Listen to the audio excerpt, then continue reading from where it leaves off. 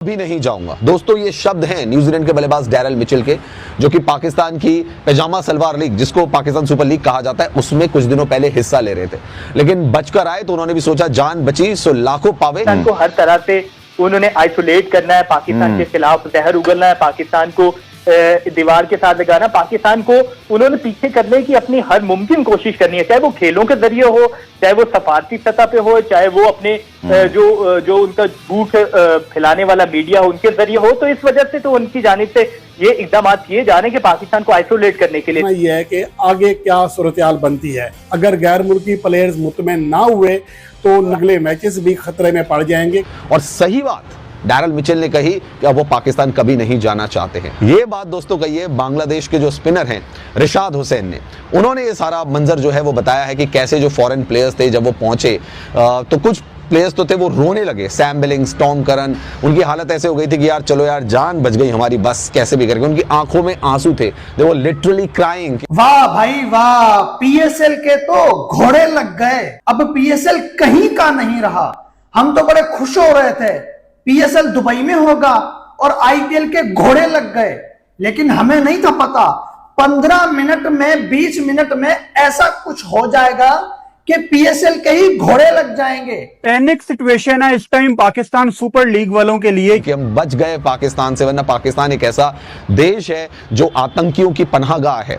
ना वो कंट्री किसी खिलाड़ियों को सेफ्टी प्रोवाइड कर सकती है, ना सिक्योरिटी प्रोवाइड कर सकती है। पाकिस्तान क्रिकेट के लिए, पाकिस्तान सुपर लीग के लिए और पाकिस्तान के क्रिकेट फैंस के लिए ये कोई अच्छी खबर नहीं है। Unfortunate situation, Pakistan super league को उसने घेर लिया है और अब बड़ी ही परेशान कुन खबरें आ रही हैं।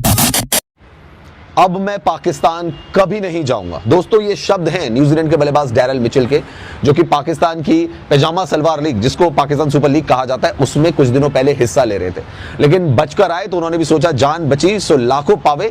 और सही बात डैरल मिचेल ने कही कि अब वो पाकिस्तान कभी नहीं जाना चाहते हैं। और जैसा कि आप दोस्तों जानते हैं कि पाकिस्तान की जो पैजामा सलवार लीग है वो पोस्टपोन्ड हो गई है। हालांकि जब रावलपिंडी के स्टेडियम में एक ड्रोन अटैक हुआ था, ड्रोन वहां पे गिरा था, तो उसके बाद इन्होंने कहा था कि जी हम तो यूएई शिफ्ट कर देंगे अपनी पीएसएल को।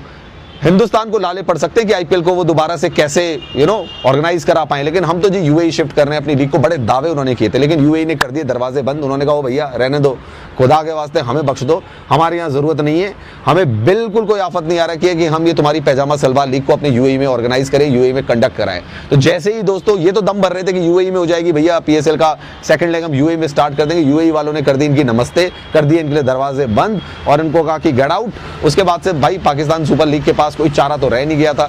लीग पोस्टपोन्ड है, होगी नहीं होगी दुनिया में कोई नहीं जानता, लेकिन दावे आपको पता है ना पाकिस्तान वाले कितने बड़बोले होते हैं, कितने ज्यादा बड़बोले होते हैं।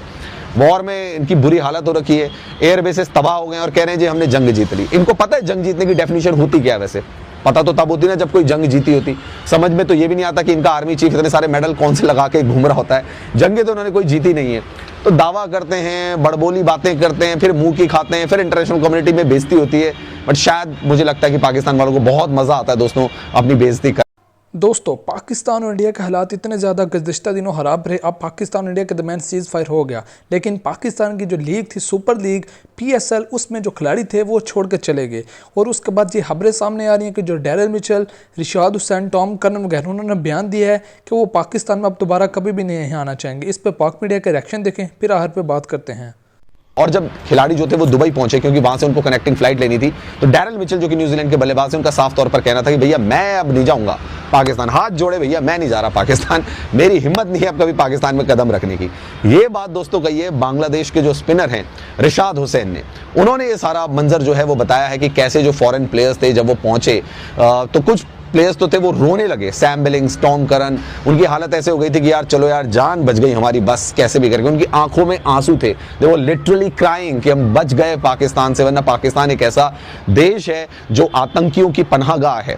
ना वो कंट्री किसी खिलाड़ियों को सेफ्टी प्रोवाइड कर सकती है, ना सिक्योरिटी प्रोवाइड कर सकती है। आप अच्छी तरीके से जानते हैं 2009 में वहाँ श्रीलंकन टीम पर अटैक हुआ था और पहले भी ऐसा हो चुका है दोस्तों कि एक होटल में टीम टिकी हुई थी तो दूसरे होटल में आईडी से भरा हुआ एक ट्रक जो है वो ब्लास्ट कर देता है, पूरे होटल में आग लग जाती है। न्यूजीलैंड को जो है वो जान से मारने के ईमेल भेजे जाते हैं, फिर न्यूजीलैंड वहां से इवैक्यूएट करती है। तो न्यूजीलैंड के खिलाड़ी डैरल मिचेल की जो बात है बिल्कुल सही बैठती है और मेरा तो मानना है डैरल मिचेल को बिल्कुल प्रण कर लेना चाहिए कि भैया पाकिस्तान वाकई जाने की जगह नहीं है। वो बच गए, बहुत बड़ी बात है, क्योंकि पाकिस्तान सेफ्टी और सिक्योरिटी के मामले में बहुत ही खराब जगह है। और जिस तरीके से दोस्तों वो पाकिस्तान जो देश है, वो देश तो क्या कहूँगा मैं उसको, आतंकिस्तान की फैक्ट्री है वो। तो पाकिस्तान जिस तरीके से टेररिस्ट कैंप को ऑर्गेनाइज करता है, जिस तरीके से टेररिज्म का सपोर्ट करता है, वहाँ पे कभी भी कुछ हो सकता है। अब देखिए भारत ने जवाब दिया, पहलगाम अटैक के बाद भारत ने जवाब दिया, भारत ने उनके जो आतंकी ठिकानों थे उनको निशाना बनाया। लेकिन उसके एवज में पाकिस्तान क्या करता है? पाकिस्तान क्या करता है? सिविलियंस जहां पे रहते हैं, सिविलियंस टेरिटरी पर अटैक करता है, मिलिट्री बेसिस पर अटैक करता है। हालांकि जब भारत रिटेलिएट करता है तो उसके बाद उनके जो एयर बेसिस हैं उनको खत्म कर देता है, तबाह कर देता है। फिर भी पाकिस्तान के लोग आप देखें, पाकिस्तान के प्रधानमंत्री को देखें, कितने बड़बोले लोग हैं यार। ये कह रहे हैं कि हमने वॉर जीत ली, वॉर जीत ली। अरे वॉर जीती कैसे जाती ये तो बताओ पहले। कभी जीती होती इन्होंने तो इनको पता होता। 4-4 जंगे तो ये हारे हैं, वॉर जीती कैसे इन्होंने, मेरी अभी तक समझ में बात नहीं रही। एयर बेसिस इनके तबाह हो गए हैं, मिलिट्री बेसिस में इनका अटैक हो गया है, आतंकी जो फैक्ट्रियां चला रहे थे वहां पे भारत ने अपना ड्रोन अटैक कर दिया, मिसाइल अटैक कर दिया, आतंकियों को जो पनाह देते थे उन आतंकियों को मार गिराया। ये जीते कैसे, मेरी समझ में बात नहीं आ रही।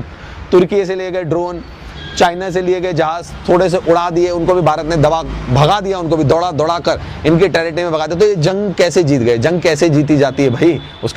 उसका कोई पैरामीटर तो होता होगा। किस मायने पे कह रहे हैं? अपने घर पे बैठे हुए हैं, जंगे जीत ली हमने। अरे जंग ऐसे नहीं जीतते, जंग ऐसे जीत